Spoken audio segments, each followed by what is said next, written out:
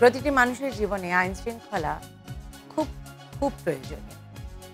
জীবনে এগিয়ে চলার পথে, পারিবারিক ক্ষেত্রে, সর্বক্ষেত্রে।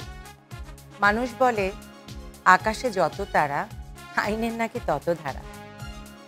আমার এটা জানবার খুবই ইচ্ছে, আর তাই আজকের অনন্যার এই মঞ্চ সাজিয়েছি চারজন আইনজীবী। চলুন পরিচিত হয়ে তাদের সাথে। কেয়া, নীলু, লিমা এবং গুলশান।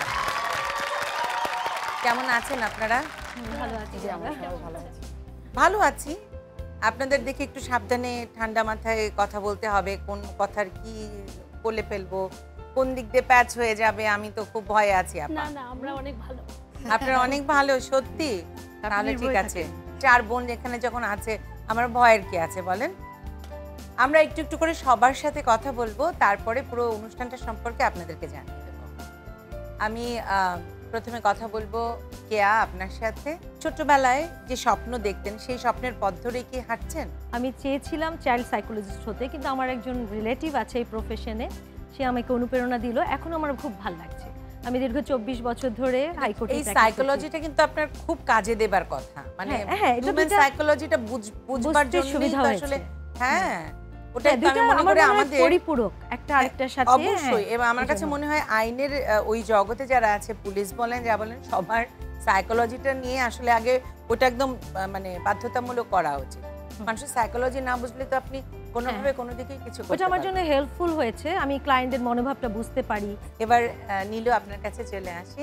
ঠিক একইভাবে ছোটবেলায় যে স্বপ্ন দেখেছেন, সেই স্বপ্নের পথ ধরে হেঁটেছেন নাকি অন্য কোনো স্বপ্ন দেখতেন? একদমই আমার স্বপ্নের পথ ধরেই হাঁটছি। ওকে। কারণ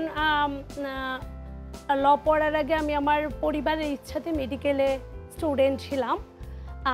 1.5 বছর মেডিকেলে পড়ার পর দেন পরিবার আমার সাথে সম্মত হয়েছে যে আমি আইন বিষয়ে পড়বো। 1.5 বছর মানে রেজাল্ট খুব খারাপ করেছেন, যে না একে দিয়ে এটা হবেই না, এরকম কিছু একটা করেছেন? সেরকম কিছু না, যখন সেকেন্ড ইয়ারে ছিলাম তখন বই কেনার ক্ষেত্রে এই ব্যত্যয়টা ঘটেছিল। যখন বাবা দেখলো যে আগ্রহ নেই বই কেনার জন্য, তখন বুঝেছে যে আসলে আমাকে আমার স্বপ্নের পথেই হাঁটাতে হবে। কারণ আমি ছোটবেলা থেকে বিতার্কিক ছিলাম, আমি আবৃত্তি করতাম, এজন্য আইন অলওয়েজ আমার প্রিয় সাবজেক্ট ছিল এবং আইনজীবী হওয়ার জন্যই আমি স্বপ্ন দেখতাম এবং আমি আমার স্বপ্নের পথ ধরেই হাঁটছি। এবার ঠিক একইভাবে লিমা আপনার কাছে জানতে চাই। আমার বাবা খুব স্বপ্ন দেখতো ছোটবেলা থেকে তার মেয়ে ডক্টর হবে। আমিও বাবার কথা চিন্তা করে বেশ কয়েকবার ভেবেছিলাম যে আমি আসলে মেডিকেলে পড়তে পারি কিনা। পরে যেহেতু ছোটবেলা থেকে আমি খুব স্বাধীনচেতা মানুষ ছিলাম, আমাকে কেউ কোনো কিছু চাপিয়ে দিলে সেটা আলটিমেটলি যেটা আমার মন থেকে আসতো না সেটা আমি করতে পারতাম না। মানে আমি পারতাম না আসলে, একটা সময় পরে যে আমি মিউট হয়ে যেতাম নিজে থেকে। আর যেহেতু আমি ছোটবেলা থেকে বিতর্কের সাথে ছিলাম, যে কোনো কিছু লজিক্যালি বলা, একটু কথাটা খণ্ডন করা, বা কেউ একটা বললেও এটা সাথে সাথে মেনে না নিয়ে এটা একটু লজিক্যালি তার সাথে কথা বলে তারপরে মানানোর চেষ্টা করা বা নিজে মেনে নেওয়া, এই জিনিসটা যেহেতু পছন্দ করতাম, তো একটা পর্যায়ে আমি আসলে যখন ডিসিশন মেকিংয়ের জায়গাটা চলে আসে যে হয়তোবা আমাকে মেডিকেলে পড়তে হবে বা লতেই পড়তে হবে, তখন আমি সাহস করে আসলে বাবাকে বলেই ফেলেছিলাম। আগে মাকে কনভিন্স করার চেষ্টা করেছিলাম, মা বলেছিল যে বাবাকে দেখো পারো কিনা ম্যানেজ করতে। আমার বাবা আমাকে মুখের উপরে আসলে না বলে নাই, বাট সে খুব কষ্ট পেয়েছিল। আমার এখনও মনে আছে যে আমার বাবা 7 দিন বাসায় খাওয়া দাওয়া করে নাই। বাট আমিও তো আমার বাবারই মেয়ে, সো আমারও জেদটা কোনো অংশে কম ছিল না যে আমার লাইফ, আমার ক্যারিয়ার, আমি যেটা পছন্দ করবো আমি সেটাই করব। বাট মজার ব্যাপার হচ্ছে যে আমার বাবা এখন আমাদের 3 ভাই বোনের মধ্যে আমাকে নিয়ে আমার বাবা সবচেয়ে বেশি প্রাউড। কারণ আমার বাবা, আমার মনে হয় যে কোনো জায়গায় এখন আমার পরিচয়টা আসলে সবার আগে দেয়। ঠিক একইভাবে গুলশান আপা। আমি আমার স্বপ্নের পথেই আছি। আমি ছোটবেলা থেকে আমার বাবা লয়ার, তার পোশাক, তার চেম্বার, তার শৃঙ্খলা, তার মানুষকে হক আদায় করে দেওয়ার যে তার প্রবণতা ইত্যাদি সবসময় আমাকে টেনেছে ছোটবেলা থেকেই। যার ফলে আমার স্বপ্নই হচ্ছে ঢাকা ইউনিভার্সিটিতে পড়া, ল ডিপার্টমেন্টে পড়া। আমি আমার স্বপ্নের পথেই হেঁটেছি এবং আমি সুপ্রিম কোর্টের লয়ার আজকে। দারুণ দারুণ। আমরা পুরো অনুষ্ঠানটা সম্পর্কে একটু জেনে নিই, তারপরে তাড়াতাড়ি চলে যাব খেলায়, কারণ খেলায় অনেক অনেক পুরস্কার আমাদের জন্য ওয়েট করছে কিউটেসের জন্য। 4 রাউন্ডের এই পুরো অনুষ্ঠান জুড়ে প্রথম, দ্বিতীয় এবং চতুর্থ রাউন্ডে আপনারা অর্জন করতে পারবেন কিউটেসের জন্য অনেক অনেক পুরস্কার, সেই সাথে নাম্বার তো আছে। তৃতীয় রাউন্ডে যদিও কোনো পুরস্কার নেই, কিন্তু আছে অনেক অনেক নাম্বার, যেটা কিউট আজকের অনন্যা হবার জন্য খুব জরুরি। তাড়াতাড়ি চলে যাব রাউন্ডে, মানে প্রথম রাউন্ডে চলে যাব, কিন্তু তার আগে জেনে নেই কি কি পুরস্কার আছে পুরো অনুষ্ঠান জুড়ে। Electric iron, hair dryer, curry bowl, hair straightener, fry pan, pressure cooker, soup set, knife set, dinner set, washing machine. চলে আছি প্রথম রাউন্ডে, আমাদের প্রথম রাউন্ড খেলার মেলা। খেলার মেলা খেলতে হবে এবং জিততে হবে অনেক অনেক পয়েন্টস, এবং সেই পয়েন্টসের ভিত্তিতে অর্জন করতে পারবেন খুব সুন্দর সুন্দর পুরস্কার। কি কি আছে এই রাউন্ডে কিউটের সৌজন্যে, চলুন এক নজরে দেখি। প্রথম রাউন্ডে আছে electric iron, hair straightener, hair dryer এবং কারি বোল। খেলাটা কঠিন আবার সহজ, মানে যারা ব্যালেন্স রেসে সারা জীবন ছোটবেলায় ফার্স্ট হয়েছেন তাদের জন্য হয়তোবা সহজ। সময় 1 মিনিট, মানে অনেক সময় দিয়েছি আমি। ওখানে পিংপং বল আছে, 2টো চামচ নিয়ে পিংপং বলগুলোকে নিয়ে সেই বোতলগুলোর উপরে রাখতে হবে, কুদিয়ে ফেলতে হবে পানির ভেতর। টোটাল প্রসিডিওর হচ্ছে 6 পয়েন্ট, অর্থাৎ প্রথমে নিয়ে আসা 3, খেলাটা 3। কেউ যদি অর্ধেকটা শেষ করেন তাহলে অর্ধেকটাই পাবেন, অর্থাৎ যদি এরকম হয় টাইমস আপ হয়ে যায় আর তখন হয়তো বোতলের উপর রাখতে পেরেছেন বলটা, তাহলে আমি 3 দেব। এখন সবার সাথে ছোট ছোট করে কথা বলবো, কারণ খেলা নিয়ে প্রত্যেকেরই জীবনে নানা রকমের মজার ঘটনা থাকে, তো সেই ঘটনাগুলো আমরা একটু শেয়ার করব। প্রথমে কে আপার কাছে জানতে চাই, ছোটবেলায় কি দুরন্ত ছিলেন না লক্ষ্মী ছিলেন? না, প্রচন্ড দুরন্ত ছিলাম। প্রচন্ড, তাহলে তো খেলা নিয়ে প্রচন্ড মজার মজার গল্প আছে। আমি রাস্তাতে ছেলেদের সাথে ব্যাডমিন্টন খেলতাম। বাড়ির পাশেই মাঠ ছিল, রাস্তা ছিল, সেখানে আমরা ছেলেরা যা খেলতো, মার্বেল, ডানগুটি সবই খেলেছি আমরা। কে আপা চলে আসেন। Your time starts now. 6 point.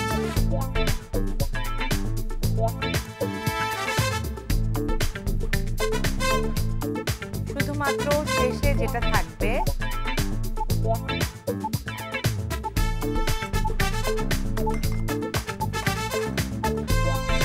Times up. 30 point K upper score বোর্ডে যুক্ত হয়ে গেল।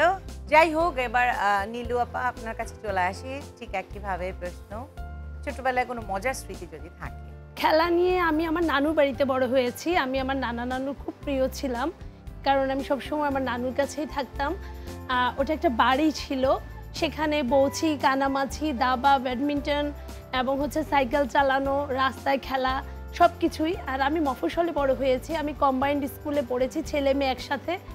তো সব মিলিয়ে একবার বাঁশের কঞ্চির সাথে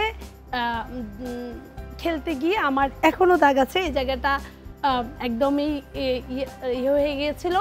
পরে আমি সেটা 7-8 দিন লুকিয়ে রেখেছিলাম। পরে পচন ধরার পর আইডেন্টিফাই হয়েছে যে না, আমি এরকম একটা হয়েছে। তারপরে ব্যথার উপর আবার মারের ব্যথা, তা তো ছিলই। হ্যাঁ, নীলু চলে আসেন। The time starts now.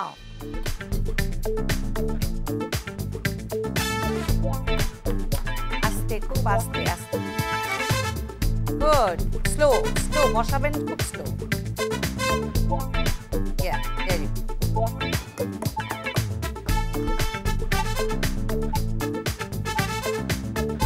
Time's up. 15 point Nilu আপনার স্কোর বোর্ডে যুক্ত হয়ে গেল। এবার লিমার কাছে চলে যায়। ঠিক আছে, আমার ব্যাপারে যেটা ছিল, আমার বাবা যেহেতু আর্মিতে ছিল, আমি ছোটবেলা থেকে বিভিন্ন ক্যান্টনমেন্টেই বড় হয়েছি। সো ক্যান্টনমেন্টে যেহেতু একটা ডিসিপ্লিনের ব্যাপার থাকে, শরীর চর্চার একটা ব্যাপার থাকে, সো আর্মির বাচ্চা কাচ্চাদের মধ্যেও কিন্তু খেলাধুলা বিষয়টা অনেক বেশি থাকে। ছোটবেলা থেকেই কোনো মেলি টাইপের খেলাধুলা আসলে আমাকে দিয়ে হয়নি, আমি খেলিনি। আসলে পুতুল খেলা কখন আমি খেলেছি কিনা তাও আমার মনে নাই, বাট ছোটবেলা থেকে আমি ব্যাডমিন্টন, আমি ট্রাই করেছিলাম, হয় না, ওটা না ভালো লাগে না। ব্যাডমিন্টন, ভলিবল, তারপরে গোল্লা ছুট, এই টাইপের ছেলেদের খেলাই খেলতাম। আর একটা স্মৃতি আমার মনে আছে যে একবার আমি ফুটবল খেলতে গিয়ে আমি পা ছুলে ফেলেছিলাম। তো ছুলে ফেলার পরে শীতকাল ছিল, শীতকালে তো যে কোনো ব্যথা আসলে অনেক বেশি কষ্ট হয়। বার্ষিক পরীক্ষার পরে খেলতে যেয়ে ব্যথা পাওয়ার পর আমি 2 দিন বাসায় লুকিয়ে রেখেছিলাম। বাট যখন আমার জ্বর চলে আসছে তখন আসলে বোঝা গেছিলো যে আসলে জ্বরটা তো এইভাবে বা আসার কথা না। সো মা যখন বকা দিয়েছিল, এটার কারণে বাবার কাছ থেকে আবার মাও বকা খেয়েছিল। সো এটা একটা খুব মজার ইয়া। তারপর থেকে তো আমি আরো বেশি, এত বেশি ইন্সপায়ার হয়ে গিয়েছিলাম যে এখনো কিন্তু বিভিন্ন জায়গায় ছিল। হ্যাঁ, আমি এখনো স্টিল নাও আমি কিন্তু প্রতিদিন রাত্রেবেলা আমি 1 ঘন্টা ব্যাডমিন্টন খেলি, যত রাত্রে আমি চেম্বার থেকে যাই। আমার বাসার সামনে আমি ব্যাডমিন্টন খেলি, প্রতি শুক্রবার আমি সুইমিং করি। সো এখনও আমার ওই জিনিসটা রয়ে গেছে, মানে ওই জিনিসটা কমেনি। লিমা চলে আসে। Your time starts now.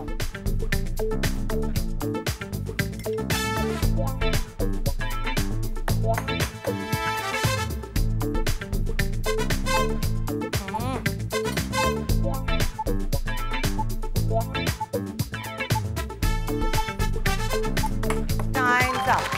12 point লিমার স্কোর বোর্ডে যুক্ত হয়ে গেল। এবার গুলশান আপা আপনার কাছে চলে যায়, ঠিক একইভাবে ছোটবেলার। আসলে আমি বড় হয়েছি মুগদাপাড়া এলাকায়। আমাদের আশেপাশে তখন লোকজন খুব কম ছিল, ঢাকা শহরে লোকজন খুব কম, ম্যাক্সিমামই হচ্ছে মাঠ, সুতরাং অনেক খেলা, ছেলে মেয়ে জুনিয়র সিনিয়র সবাই মিলে টিলে আমরা অনেক খেলেছি। দুরন্তপনা তো ছিলই সেখানে। কখনো কখনো আমরা ফুটবল খেলতে কমলাপুর স্টেশনে পর্যন্ত চলে যেতাম, রেল লাইনের মাঝের যে জায়গাগুলো থাকতো সেই জায়গাতে খেলতাম। আর আমারও একটা পিঠাপিঠি ভাই ছিল, যার ফলে ও আর আমি একসাথে খেলতাম। আর বাসা থেকে বের হতে দিত না বলে ছেলেদের মতো পোশাক পরতাম, যাতে করে ছেলেদের সাথে খেলা যায়। এবং এমনও ছিল আমি আমার ভাই খেলাধুলায় খুব ভালো ছিলাম, যে কোনো খেলাতেই। শেষে একবার কি লম্বা ছিল আপা নাকি চুল? না না না, ছেলেদের মতো চুল কাটা ছিল। আমার কথা এইজন্য আমি বললাম, জিজ্ঞেস করলাম। সব সময় ছিল, যার ফলে আমি একদিনে আমরা কুস্তি খেলেছিলাম, দুই ভাইয়ের সাথে কুস্তি আমাদের এরিয়াতে, শামীম ও সেলিম। এবং সেই কুস্তিতে জেতার বিষয়টা ছিল হচ্ছে আমার ভাই মেরেই ফেলছিলাম। আমি এইসব গল্প শুনছি আর মনে হচ্ছে যে নিজের ছোটবেলাগুলো দেখতে পাচ্ছি, ছোটবেলাটা দেখতে পাচ্ছি। তো এরকম দুই ভাইকে হারিয়ে চ্যাম্পিয়ন হয়ে। ওয়াও, দারুণ দারুণ দারুণ। গুলশান আপা চলে আসেন। Your time starts now.